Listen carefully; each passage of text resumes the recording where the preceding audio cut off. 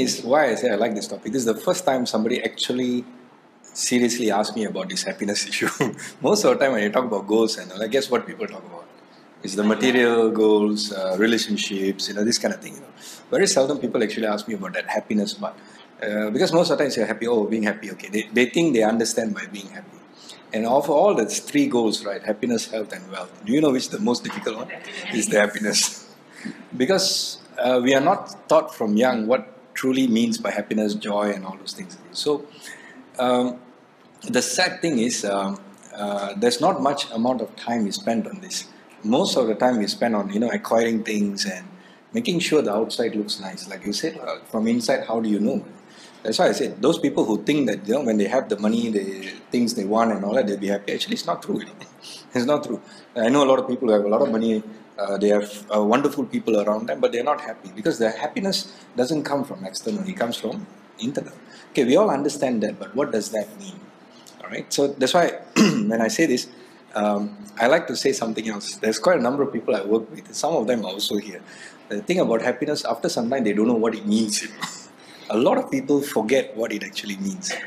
Okay, so when I say repeat your goals, happy, healthy, and earning this amount of money and all that, one of the first things people do after my classes and all is they try to go and find ways how to make money and everything like that. So normally the first the 6 months I normally tell you don't do anything. Remember, after the 2 days program, I normally say don't do anything for 6 months. Why I say that is, the 6 months I want you to repeat the goals. When you repeat the goals, on the third, fourth month, you realize even the happiness is not easy to get. So then you would not taking the wealth thing, health thing as something like, I can do this easily, this, that, you would not be overconfident. The most important is tackle the happiness. Right? I give you an example would be, I think recently I shared this Richard Branson's post. He said people think that he's rich. He's happy because he's rich. He has a lot of money, but then he says he's happy. I think the other way around. Right.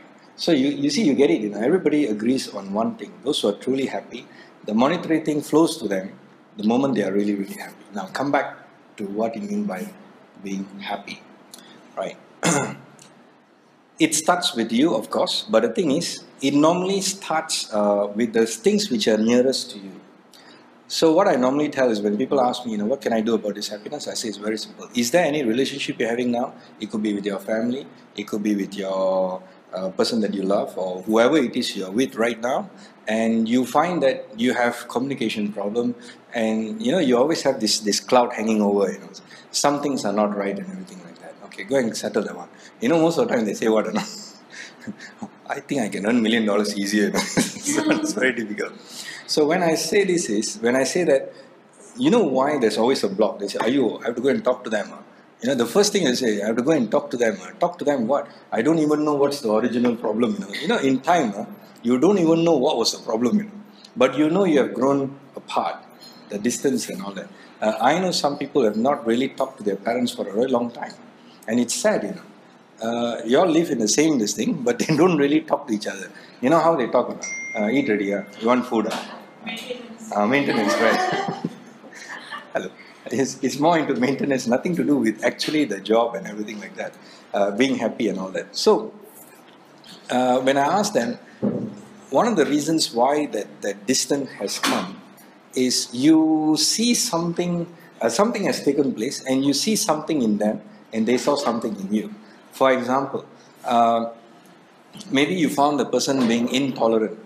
That means did not agree with your ideas or stopped you from pursuing what you wanted to do. Or simply didn't, may have said something to somebody else and you heard about it when you confront them and then they say like, no, I didn't say it. And after that, the friendship, relationship became very cold.